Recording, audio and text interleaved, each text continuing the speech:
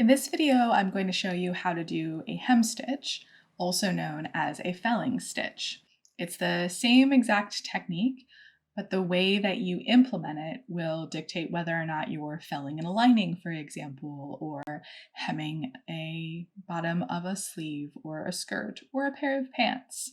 I also use this technique when I'm mending clothing. Felling, in essence, means taking a fold, folding it over, and stitching that into place. So felling is essentially the act of doing it, and the end result is then going to be kind of what you're doing. I've knotted my thread, and so I'm right-handed, so I'm going to start here on the right side, and I'm going to stitch right to left, and I'm going to go ahead and actually put my needle through just below the fold here at the end of that fabric. So you can see this cross section.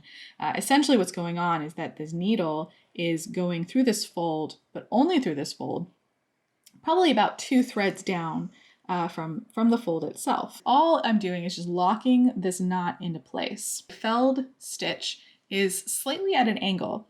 So instead of taking my needle and going in right above where this tail is, I'm actually going to put my needle in ever so slightly to the left and slightly underneath the fold, and then subsequently push it through that fold at the exact same moment. Again, only going to be kind of pushing it through that fabric, that fold, a couple of threads beneath the fold itself. And so what that's doing here is it's creating a slight angled stitch. And we're going through this outer fabric and we're going through the fold at the exact same time, keeping my needle relatively parallel to my work.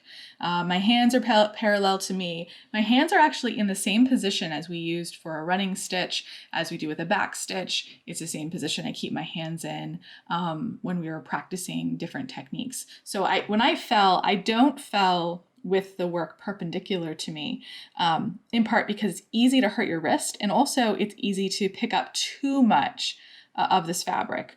And you can certainly sew like this, but that's potentially going to put a little bit too much pressure on your wrist that you may or may not like. Some people do that, and they're able to do that just fine. But I prefer to hold my hands in this manner, and then do it nice and parallel.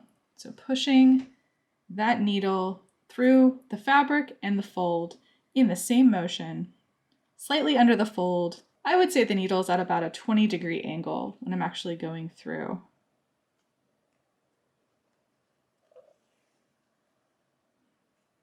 And let's take a look at the other side.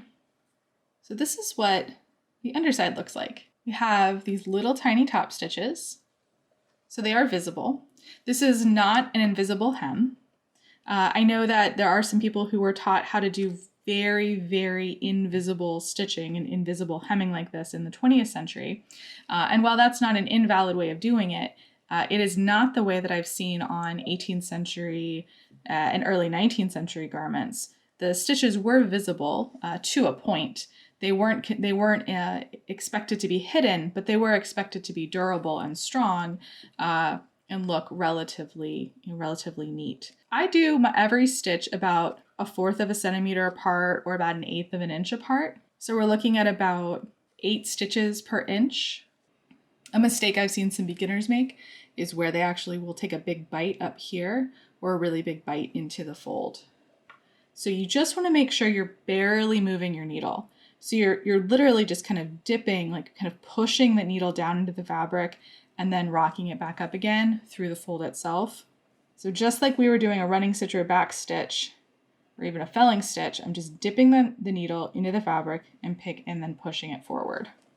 I'm using my non-dominant hand to fold the fabric, and then I'm using my dominant hand to pivot this needle, of course pushing with my thimble here from the back, picking this up with my hands, and then pulling it like we were doing before in the video that shows you how to use a thimble.